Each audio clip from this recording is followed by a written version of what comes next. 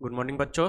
आज class 10th का हम सोशल साइंस का इतिहास विषय यानी हिस्ट्री का जो दीर्घ उत्तरीय प्रश्न है जो VVI है, जो एग्जाम के लिए बहुत महत्वपूर्ण है, मैट्रिक एग्जाम के लिए, वो लेकर के आए हैं आज। तो आज हम दीर्घ उत्तरीय प्रश्न इतिहास का क्लास 10th का हम 2 क्वेश्चन लेकर के आए हैं जो बहुत ही महत्वपूर्ण है, सभी क्वेश्चन जो एग्जाम में आने की बहुत ही संभावना है। तो आपको इतिहास में जो SST का यानी सोशल साइंस का जो एग्जाम होगा आपका, उसमें इतिहास से यानी हिस्ट्री से दीर्घ उत्तरीय प्रश्न जो है आपको कुल 2 दीर्घ उत्तरीय प्रश्न पूछे जाएंगे, जिसमें से आपको एक क्वेश्चन का आंसर देना है। और वह एक आंसर जो है वो जो क्वेश्चन है वो 5 नंबर का होगा, यानी आपको 5 नंबर के लिए एक क्वेश्चन का आंसर देना है और आपको इसके लिए 2 क्वेश्चन पूछे जाएंगे।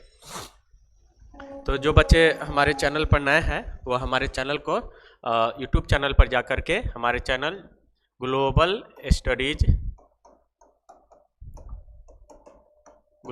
स्टडीज लाइव जाके सर्च करना है और हमारे चैनल से जुड़ जाना है। और हम सभी बच्चों को अपने यूट्यूब चैनल के माध्यम से ग्लोबल स्टडीज जो हमारा चैनल है यूट्यूब पे, उसके माध्यम से हम बिहार बोर्ड के इंटर और मैट्रिक के परीक्षा के लिए हम फ्री में तैयारी करा रहे हैं बिहार के सभी बच्चों को। तो जो भी बच्चे हमसे जुड़े हुए हैं और जो नए हैं वो हमसे हमारे चैनल को सब्सक्राइब कर लीजिए और अपने दोस्तों के साथ शेयर कर दीजिए, ताकि वो भी अपना तैयारी हमारे चैनल के माध्यम से करके वो भी अपना बेनिफिट उठाए।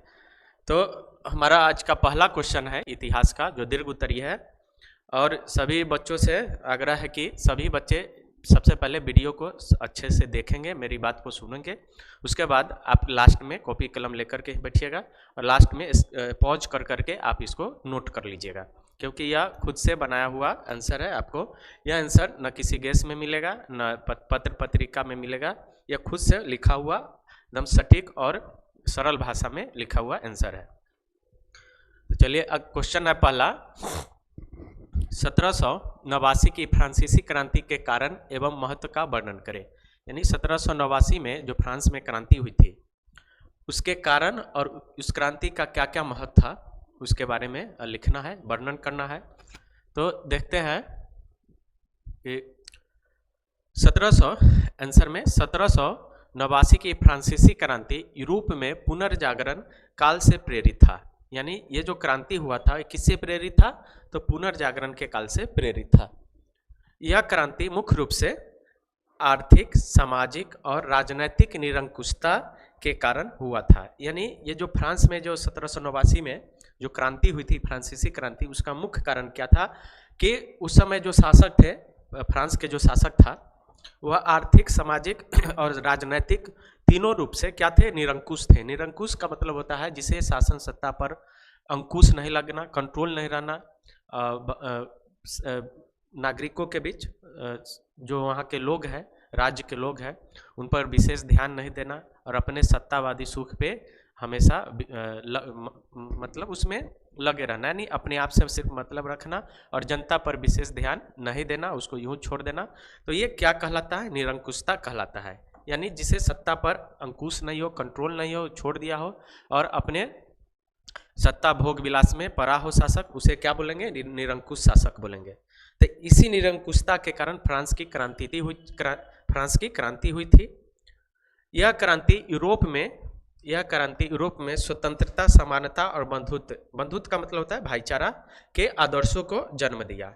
ये यहाँ से क्वेश्चन आता है, ऑब्जेक्टिव में क्वेश्चन आएगा कि स्वतंत्रता, समानता और बंधुत्व किस क्रांति का नारा था, यानी किस क्रांति का यह आदर्श वाक्य था? तो फ्रांसीसी क्रांति का था।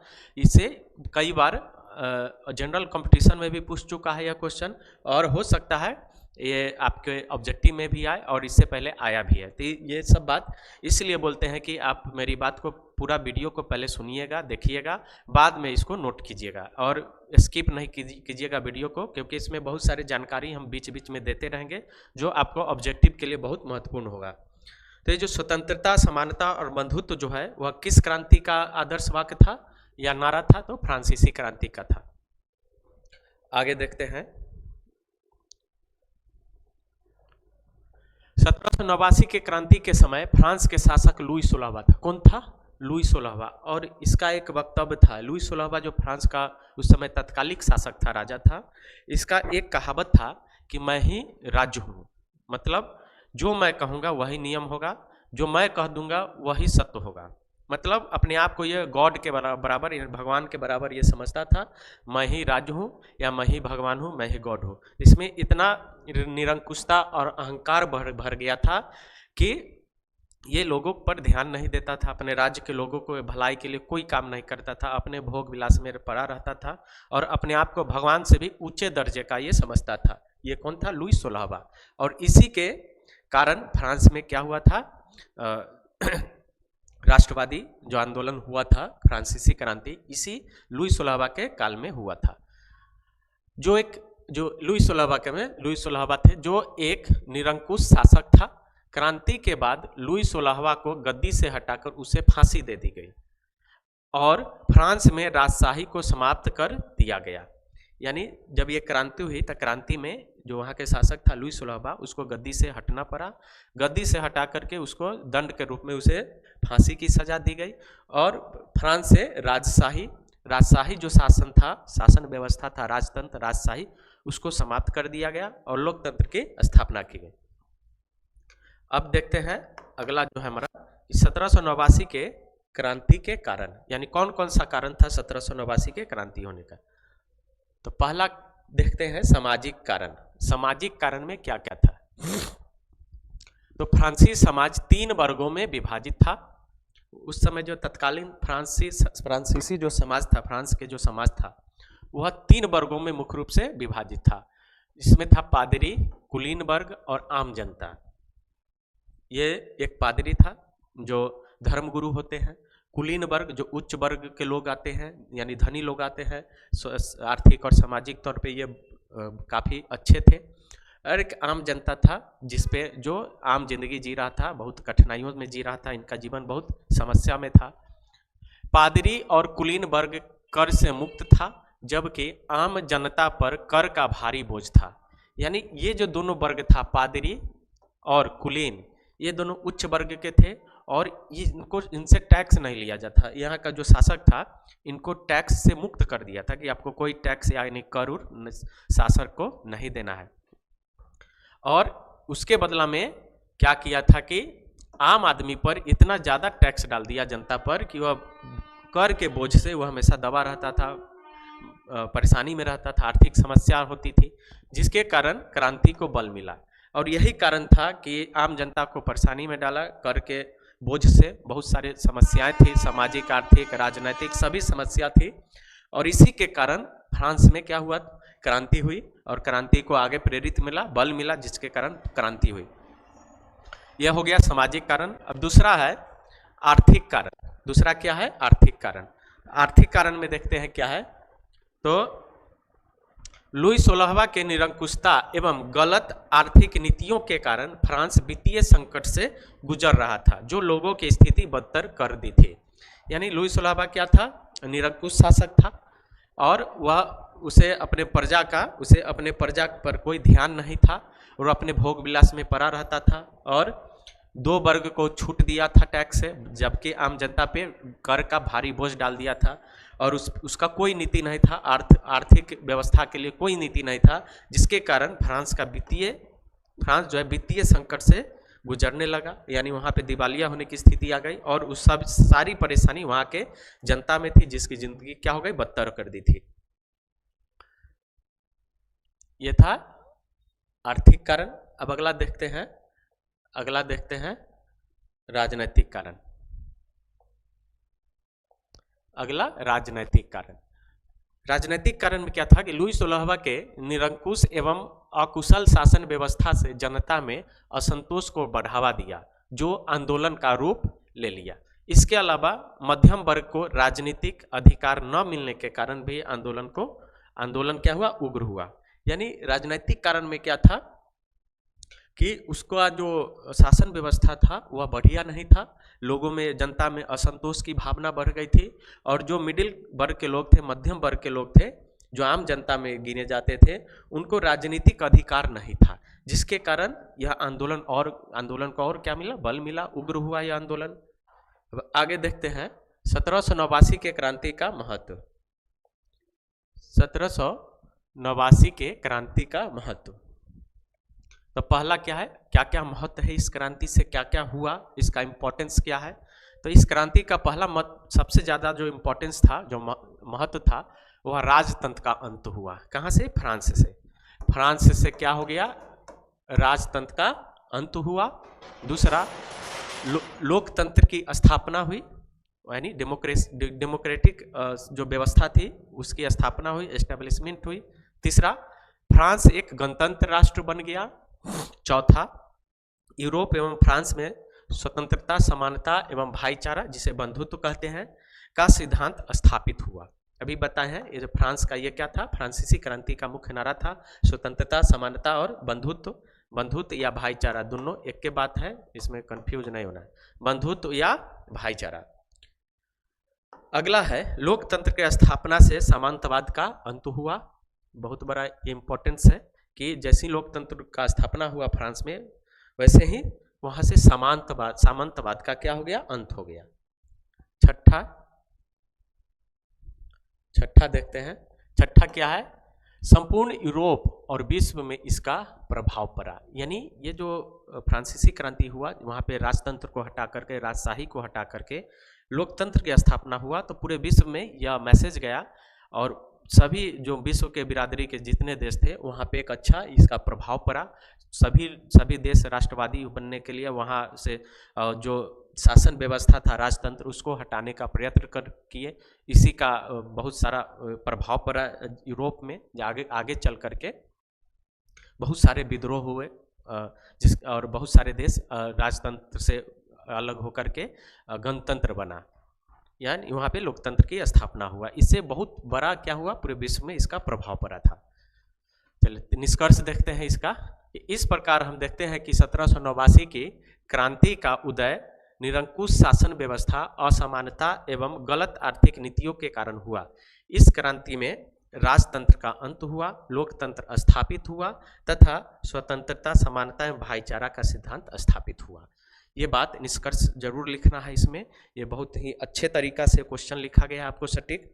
सभी बच्चे पहले वीडियो को देखेंगे, उसके बाद इसको कॉपी कलम लेकर के लाइन बाय लाइन अच्छा से उतारेंगे। बहुत ही आपको हेल्प होगा एग्जाम में याद करने में भी और रिवीजन करने में भी। चलिए अगला हमारा जो क्वेश्चन है आज, दूसरा दीर्घोत्तरीय प्रश्न है आज का। इटली तथा जर्मनी के एकीकरण में ऑस्ट्रिया की भूमिका का वर्णन करना है। तो इटली और जर्मनी का जो एकीकरण हुआ, एकीकरण का मतलब यूनाइट, यानी इटली और जर्मनी जो है जिस समय एकीकरण से पहले, इसके एकीकरण से पहले उसको एकता, अखंडता जिसे बोलते हैं, वो बहुत सारे छोटे छोटे राज्यों में विभाजित था, आपस में एकता नहीं था, सब अलग अलग खंड खंड में था, जिसके कारण फ्रांस ऑस्ट्रिया जो है उस पर अलग अलग तरीके से उस पर प्रभाव जमाए हुए था और उसके एकीकरण में बाधा था। सबसे बड़ा कौन बाधा था? ऑस्ट्रिया। इसके अलावा भी बहुत सारे बाधा था, पढ़ेंगे अभी, देखते हैं आंसर इसका। इटली तथा जर्मनी के एकीकरण में सबसे बड़ी बाधा ऑस्ट्रिया थी। कौन था? ऑस्ट्रिया। ऑस्ट्रिया इटली एवं जर्मनी के कई विभाजित क्षेत्रों पर अपना वर्चस्व बनाए हुआ था। ये दोनों देश भौगोलिक रूप से छोटे छोटे टुकड़ों में बटा हुआ था। छोटे छोटे टुकड़ों में जैसे कोई समाज बटता है तो उसका शक्ति जो है, इसकी एकता और अखंडता जो है वह खत्म हो जाती है, उसका बल जो है, एकता में जो बल होता है वह समाप्त हो जाती है। तो वही हाल इटली में हुआ था, जर्मनी में हुआ था। इटली तथा जर्मनी के एकीकरण का मूल कारण राष्ट्रवाद का भावना था। क्या था? राष्ट्रवाद का भावना था। और ऑस्ट्रिया का शासक मेटरनिख एक घोर प्रतिक्रियावादी था। यानी ये जो किस कारण से हुआ था, एकीकरण का मूल कारण क्या था? राष्ट्रवाद की भावना का विकास होना था, राष्ट्रवादी जो विचार हुआ लोगों में, उसके कारण यहाँ पे क्या हुआ था? क्रांति हुआ था और इटली का और जर्मनी का एकीकरण हुआ था। ऑस्ट्रिया का जो शासक था जिसका नाम था मेटरनिख, वो एक घोर प्रतिक्रियावादी था। प्रतिक्रियावादी का मतलब है कि वह एकीकरण के विरुद्ध था। वह नहीं चाहता था कि इटली और जर्मनी एकीकरण हो, एक राष्ट्र बने, क्योंकि वह उस पर अपना वर्चस्व जमाया हुआ था। वो जानता था कि जैसे ये दोनों देश एक होगा, मतलब यूनाइट हो जाएगा, जो छोटे छोटे टुकड़ों में बटा हुआ है जर्मनी और इटली, तो वो क्या हो जाएगा, काफ़ी शक्तिशाली हो जाएगा और उस पर हमारा वर्चस्व खत्म हो जाएगा। इसलिए मेटरनिख जो है वो इस पर बहुत सारे प्रतिक्रिया देता था, उस पर वर्चस्व बनाता था। आगे देखते हैं। मेटरनिख दोनों देशों के एकीकरण हेतु होने वाले सभी आंदोलनों को दबा दिया। यानी देश जो भी क्रांति पनपती थी एकीकरण के लिए, यूनाइट होने के लिए, तो जो भी आंदोलन होता था उसको मेटरनिख क्या था, ऑस्ट्रिया का शासक था, वह उस क्रांति को, आंदोलन को दबा देता था, जिसके कारण इटली एवं जर्मनी में राष्ट्रवाद की भावना और अधिक मजबूत हुई। या जैसे ही आंदोलन को दबाता था तो ये सब को देखते हुए लोगों में और राष्ट्रवाद की भावना भड़की और अधिक हुई, जिसके कारण वह और तेज आंदोलन करने के लिए प्रेरित हुआ। अब है इटली के एकीकरण की बाधाएं। इटली के एकीकरण की बाधाएं, क्या क्या बाधा थी इटली के एकीकरण में, वो देखते हैं। इटली के एकीकरण में अनेक बाधाएं थी, जिसमें भौगोलिक अवस्था, पोप का राज, ऑस्ट्रिया एवं फ्रांस तथा इटली के कुलीनबर्ग, ये सभी इटली के एकीकरण में क्या था, बाधा था। जैसे भौगोलिक अवस्था का कहने का मतलब है कि इटली बहुत सारे छोटे छोटे राज्यों में विभाजित था, उनमें एकता अखंडता की कमी थी, आपसी भाईचारे की कमी थी सभी राज्यों में, जिसके कारण वह एक नहीं हो पा रहा था, छोटे छोटे टुकड़ों में बंटने के कारण। दूसरा था पोप का राज। पोप का राज वह यानी वह धार्मिक गुरु था, क्रिश्चियनों का जो धार्मिक गुरु होता है पोप होता है, और पोप जो है वो जो भी पोप होगा, चाहे जो भी किसी भी धर्म का जो धार्मिक व्यक्ति होगा, जो धर्म गुरु है, जो धर्म से जुड़ा है, वो कभी नहीं चाहेगा कि वह समाज एक हो। तो पोप कभी नहीं चाहता था कि ये सब एक हो, क्योंकि उसका प्रभाव रहता था, धार्मिक प्रभाव रहता था, उसका लोग बात मानते थे। राष्ट्रवाद की भावना से प्रेरित अगर होने के बाद इसका हो सकता है कि इसको शक था कि हमारा वर्चस्व खत्म हो जाएगा, और ये पोप जो है चाहता था कि अगर एकीकरण हो तो मेरी मर्जी से हो, और धार्मिक, इसका आधार क्या हो, धार्मिक हो, धर्म के आधार पर ये क्या हो, एकीकरण हो, और मेरे मर्जी से हो, उसमें मेरा भी रोल हो। तो ये भी क्या था, वहाँ का पोप जो था वो भी इटली के एकीकरण में बाधक था बहुत बड़ा। दूसरा, ऑस्ट्रिया एवं फ्रांस तथा इटली के कुलीनबर्ग, यानी ऑस्ट्रिया और फ्रांस जो है, ये दोनों देश मिलकर के इटली के और जर्मनी के अलग अलग राज्य, छोटे छोटे जो विभाजित राज्य था छोटा छोटा, उस पर दोनों मिलकर के वर्चस्व जमाया हुआ था, अपना शासन चलाता था। तो ये भी कभी नहीं चाहता था कि क्या हो, इटली और जर्मनी एकीकृत हो। और अगला है इटली के कुलीनबर्ग। ये जो कुलीनबर्ग था, यानी उच्च कोटि के, यानी उच्च वर्ग के लोग थे इटली के, वो भी नहीं चाहते थे कि यहाँ ये क्या हो, एकीकृत हो सब, क्योंकि इनका ये जो है, इनका कहना था कि, इनका सोचना था, विचार था कि हम जर्मनी या इटली के हम उच्च वर्ग के लोग हैं, और हमें ये इनको ऐसा विश्वास दिलाया गया था कि धर्म की रक्षा मेरे कंधों पर है, यानी हम ही क्या कर सकते हैं। और ये पोप से ये क्या था, प्रेरित था, ये अपने आप को धर्म को बचाने वाला समझते थे, लेकिन वास्तव में ऐसा था नहीं। तो किसी भी धर्म का ऐसा जो धर्मांध होता है वह समाज के लिए अच्छा नहीं होता है, चाहे कोई भी धर्म हो। आगे देखते हैं इटली का एकीकरण। बाधा देख लिए कि कौन कौन सी बाधाएं थी, अब एकीकरण का देखते हैं कि क्या हुआ, कैसे हुआ।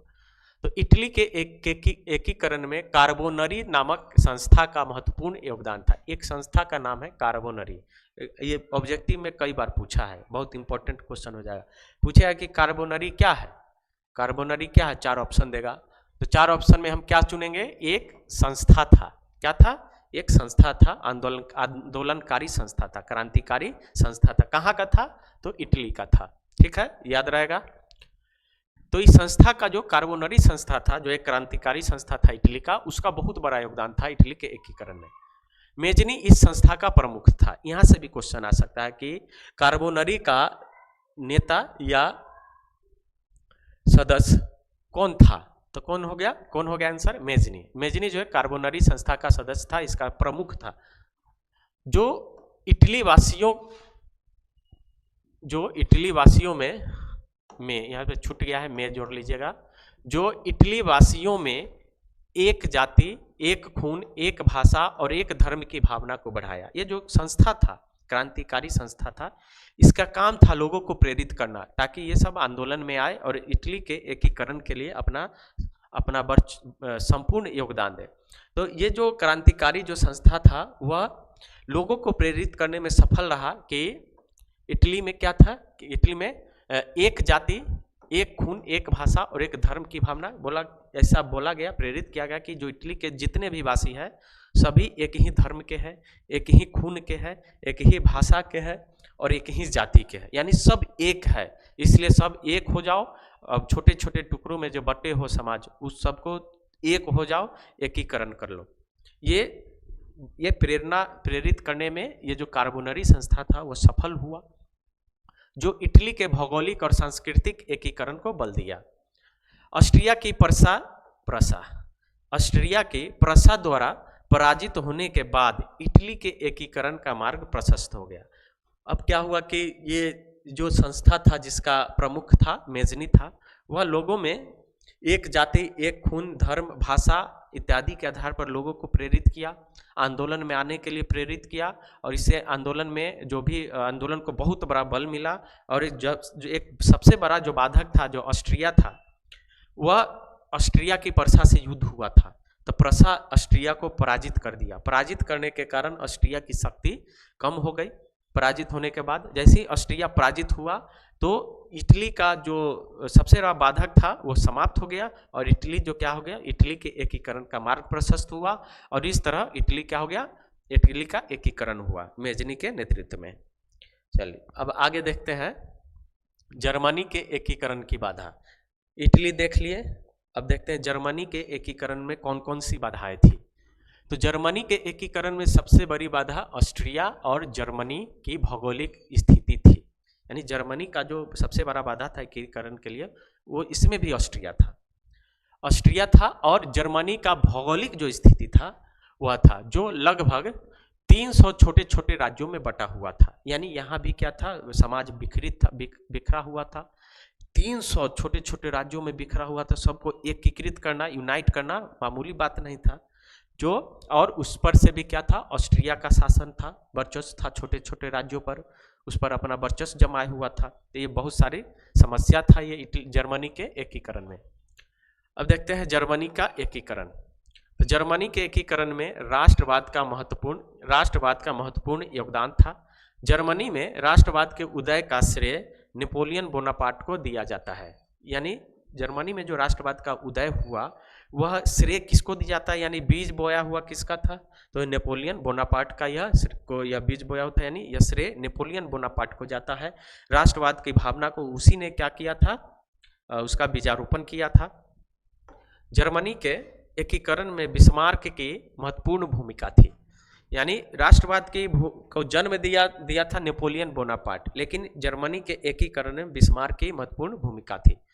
एक क्वेश्चन आता है कि भारतीय बिस्मार्क किसे कहा जाता है, तो भारतीय बिस्मार्क जो है सरदार वल्लभ भाई पटेल को कहा जाता है। क्योंकि जिस तरह से बिस्मार्क ने जर्मनी के एकीकरण के लिए अपना कूटनीति का उपयोग किया, धन बल का प्रयोग किया, जो जैसे भी हो हर स्थिति में बिस्मार्क क्या किया था कि जर्मनी को एकीकरण में सारा अपना दाव पेच लगाया था, कूटनीति से लेकर के बल तक। उसी प्रकार सरदार वल्लभ भाई पटेल आज़ादी के बाद जो हमारा देश था वह बहुत छोटे छोटे राज्यों में बटा हुआ था और देश को एकता में पिरोना था। तो यह काम सरदार वल्लभ भाई पटेल ने किए, उसी तरह से किए जिस प्रकार से बिस्मार्क ने जर्मनी में किया था। इसलिए सरदार वल्लभ भाई पटेल को भारत का बिस्मार्क कहा जाता है, उन्हें लौह पुरुष भी कहा जाता है। चलिए अगला है बिस्मार्क। बिस्मार्क प्रख्यात राष्ट्रवादी और कूटनीतिज्ञ था। क्या था, प्रख्यात राष्ट्रवादी, यानी राष्ट्रवाद की भावना कूट कूट के भरा हुआ था, राष्ट्र प्रेमी था। और दूसरा क्या था कि बहुत बड़ा कूटनीतिज्ञ था। उसने रक्त और तलवार की नीति अपनाई। ये क्वेश्चन बार बार पूछा जाता है कि रक्त और तलवार की नीति किसने अपनाई, तो किसने अपनाया, तो बिस्मार्क ने। बिस्मार्क कहाँ का शासक था या नेता था, तो जर्मनी का था। रक्त और तलवार की नीति बिस्मार्क ने अपनाया था। उसने जर्मनी में राष्ट्रवाद की भावना को प्रेरित किया तथा जर्मनी के एकीकरण में बाधक जो जर्मनी के एकीकरण में जो बाधक था, वो ऑस्ट्रिया को युद्ध में अपने कूटनीति से पराजित कराया।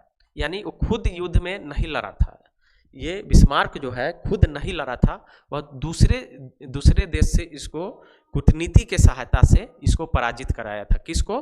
तो ऑस्ट्रिया को। और इस प्रकार जर्मनी के एकीकरण का मार्ग प्रशस्त हो गया। यानी इस कूटनीति के कारण जैसे ऑस्ट्रिया पराजित हुआ और इसमें राष्ट्रवाद की भावना था लोगों में, क्योंकि उसी के समय में साथ साथ घटना चल रही थी इटली के एकीकरण के, तो वहाँ से लोग प्रेरित भी हो रहे थे राष्ट्रवाद से, और ये सारे घटनाएं क्रमवार चल रही थी। और इस प्रकार जर्मनी के भी एकीकरण का मार्ग क्या हो गया? प्रशस्त हो गया, और उसके बाद जर्मनी भी एकीकृत हो गया। तो ये हमारा आज दोनों क्वेश्चन हो गया है दीर्घ उत्तरीय का, और इसको खूब बढ़िया से याद कीजिएगा लिख करके, क्योंकि लघु उत्तरीय और दीर्घ उत्तरीय में किसी न किसी में यह 100% आएंगे इससे क्वेश्चन, जो भी हम पढ़ाएंगे। और जो भी हम बीच में बोलते हैं उसको नोट करना है, याद रखना है, वीडियो देखना है, सुनना है और याद रखना है। और सभी जो भी वीडियो हम बनाते हैं, जो भी आपको क्वेश्चन लिखवाते हैं, उसके बीच बीच में जो हम आपको नॉलेज देते रहते हैं, वो सभी आपको भविष्य में और अभी भी काम आएगा। एग्जाम में तो आएगा ही काम, ऑब्जेक्टिव में, और भविष्य में अगर आप जनरल कंपटीशन की तैयारी करते हैं तो उसमें भी आपको बहुत उसमें हेल्प मिलेगा। तो एक बार हम ऊपर से स्क्रॉल कर दे रहे हैं कि आप लोग एक एक लाइन हूबहू आप लोग लिख लीजिएगा वीडियो को पॉज करके, और जो हम पढ़ाए हैं वीडियो को स्किप नहीं कीजिएगा, उसमें बहुत सारे नॉलेज की बात हम बताते हैं। उसके बाद आप लोग इसको लिखिएगा, फिर अगला क्वेश्चन लेकर के हम आएंगे। ये 2 क्वेश्चन है आज का दीर्घ उत्तरीय का, और आपको एग्जाम में 2 क्वेश्चन पूछे जाएंगे जिसमें से आपको जवाब देना है, एक ही क्वेश्चन का जवाब देना है 5 नंबर का। इस तरह से 5 नंबर का एक ही क्वेश्चन आएगा, और इतना क्वेश्चन सारे करा देंगे कि आपको कोई भी क्वेश्चन नहीं छूटने वाला है। ना दीर्घ उत्तरीय प्रश्न छूटेंगे, ना लघु उत्तरीय प्रश्न, ना ही ऑब्जेक्टिव छूटेंगे। तो आप लोग अच्छा से पढ़िए, मन लगा करके लिखिए, याद कीजिए। सुबह में जरूर पढ़िए, उठ करके 4 बजे 5 बजे जरूर उठिए, मेहनत कीजिए। एक 1.5 महीना ही समय है आपके पास, फिर आपकी ज़िंदगी आसान होगी भविष्य में। चलिए मिलते हैं अगला क्वेश्चन से लेके, तब तक के लिए थैंक यू, धन्यवाद।